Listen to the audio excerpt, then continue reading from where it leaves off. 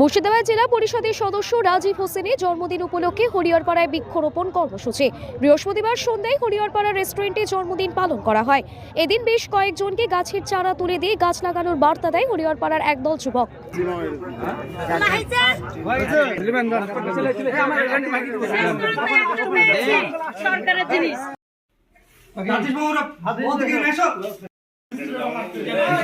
রাজীব হোসেনের জন্মদিন উপলক্ষে কিছু বন্ধু বান্ধবদেরকে নিয়ে কিছু সময় কাটালাম আর ওনার প্রতি বছর আমরা এটা পালন করে থাকি এবং সামনে পালন করার আবার ফির চেষ্টা করবো এবং ওনার দিন যেন ভালো যায় তার সেই দোয়া করি ওনার জন্য সে ভালো থাকে, আগামী দিন যেন ওনার ভালো কাটে।